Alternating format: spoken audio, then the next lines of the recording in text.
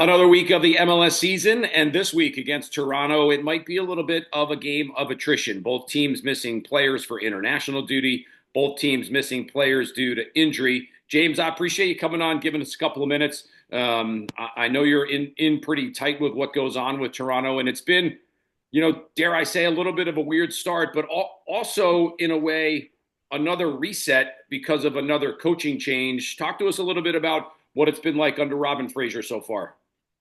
Yeah, it's sort of been the story of this club for the past 3, 4, 5 years. Is just every time you think that they've found a little bit of stability and they've chosen to go in a direction, something comes up and a new direction is right around the corner. So Robin came in pretty late, I want to say, and I chalked that up a little bit for some of the struggles we've seen in the group early on. I think he was announced on January 6th. The group reported on January 9th. Then they're off to Spain for a couple of weeks and off to Florida for a couple of weeks for preseason. So it's been a bit of a whirlwind here. Everyone's been talking and since Robin came back, the you cast your mind back to those glory days when he was a member of Greg Vanney's staff and TFC was one of the premier clubs in Major League Soccer, and you start to see some similarities in terms of the way that he talks about things, in terms of some of the ideas that he's starting to bring on board. Stephen Beitashour is back involved, the guy who was a fan favorite in those days. Sebastian Jovinko is a little bit closer to the club than he has been in recent years as well. So, but to get to that level that the team was at in 2017 took some time, and I think that's where this club finds themselves right now. Is that they're going to need to the way that I always think of it in this league is the path to success isn't one or two good decisions. It's getting 80, 90% of your decisions right over a longer term. And it's not just the big decisions, it's not just which DPs you bring in, it's not just which players you re-sign or what free agents you bring in. It's making every little decision and getting all those little decisions right. So yeah, it's a new day under Robin Fraser, but it's been a bit of a rough start to the season. I think that's fair And to say. and then when you think of it, pick up that point, you talk about the DPs. That's been an issue, right? I mean, everybody in Major League Soccer knows about it, whether it's Bernadeschi, whether it's Insigne. Who wants to be there, who doesn't want to be there, and right now, who's in the lineup and who's not. And in a way, to that point, Toronto has been hamstrung a little bit by either one, or in to be fair, probably both of those cases, them not working out exactly how they would have hoped. Yeah, I always think of designated players as you kind of want to have a team around the player, and then you bring that guy into a system that's set up for him and have them be the final piece of the puzzle. And it felt a little bit with Insigne and with Bernardeschi that the club highlighted them or and sometimes it's a little bit out of your control. You don't necessarily know who's going to be available when, and you got to pull the trigger. But the club brought those guys in when they were still very much at the initial point of figuring out who they were going to be going forward, and that sort of ties the hands a little bit of your coach in terms of, okay, now you have this key piece that you're going to have to figure out how it is that you want to build around him with the players that you have in place. And it ties the hands of the club a little bit too, in terms of you've got all of this money that's outlaid on these couple of positions, and so your flexibility and your freedom to make other wise decisions is a little bit hamstrung in that regard. So yeah, it's been as much of a roller coaster as it's been for the team in terms of results. It's very much been that as well when it comes to the two designated players. Federico, we saw him play at fullback last season, and he put in a whole lot of effort. And it's hard to discount the effort that we see him put in. But the returns haven't quite been where you would want them to be. And sometimes excuse me, sometimes you get the sense that his frustration is that there's a frustration there, and that's a little bit of an obstacle for him. I always think that you need your designated players to be the kind of guys that come in and accept that they're not going to be playing with other guys that have played at the pinnacle of the game. They're going to have young kids from the academy.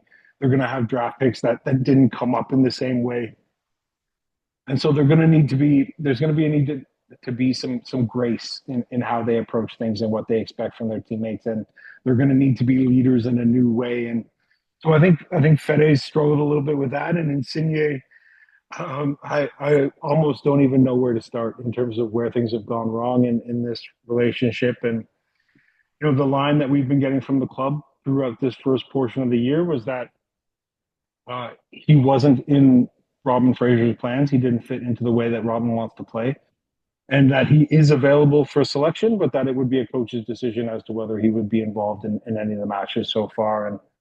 And we've asked repeatedly about if there was an update to that, how exactly that was working out, and they stuck pretty firmly to that line. There have been some reports this week that given the international absences that Toronto are facing, and given the injury bug that seems to have bit the side a little bit early in the year, that there is a potential for him to be involved on the weekend. So I wish I could say yes, he will be there, or no, he will not be there. We're sort of all waiting to see exactly how that will play out. But yeah, it's been from the from how things started in the first day, the excitement that there was when the Napoli star comes to Toronto and he was unveiled in Little Italy right on College Street here in Toronto.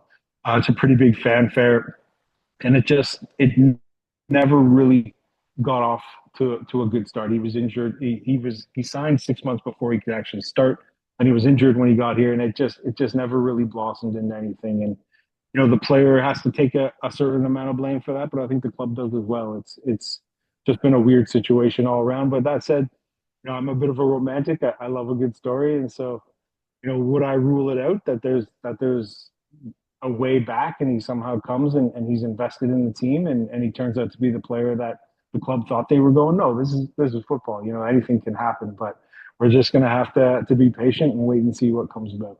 James, finish with this one. Give me a reason or two from a Toronto side of it that things will turn around. Where's the optimism? Where's the nice sunny day for those that want Toronto to get back to the top part of the Eastern Conference? Yeah, I think the thing that we're seeing that, and this will take time. So if anybody's looking for something immediately, it's going to be a little bit of a spell. But we're seeing the club dig themselves out of some of the bad decisions they've made over the last 4 years.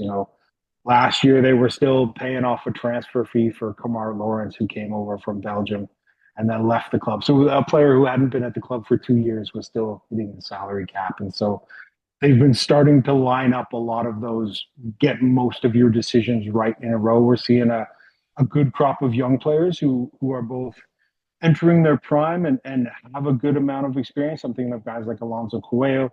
I'm thinking of backup goalkeeper Luca Gavrin, who I think is really going to push Sean Johnson for some starting minutes this year. I'm thinking of Nixon Gomis, a young guy that they brought in from Sheffield United's academy last season and did really well. And they may have lost the home over against Chicago 2-1 on the weekend, but the back line that was playing in that match, the oldest player was 22 years old. There were two 22-year-olds, a 21-year-old, and an 18-year-old named Lazar Stefanovic, who was playing in the center of back three. And I always think of that center role as being where you want that veteran presence, where you want that experienced head. And so to see an 18-year-old come out of the academy, step into that role, that's something that you got to be positive about. So the you're starting to see the nucleus of what could be a really good team in a season or two come about, and I think Robin Fraser is the right guy to do it, in the sense that he's a good man. He goes about things the right way. He's open and honest with us, and he's good to his players, and he knows how to find success in this league. And going back to that storyteller bug, the fact that he could be here for that first bit of success and perhaps be the guy to lead the club back to that is just something I'm itching to write. So yeah, there's sunnier times ahead, but sometimes you got to weather a little bit more storm before you get there. James, appreciate you hopping on, giving us a couple minutes, taking some time out of your day. Look forward to seeing what the match brings on Saturday, and then obviously when we come back and see you guys later this year. Awesome. I always enjoy chatting a little bit of soccer, and I'm looking forward to the game.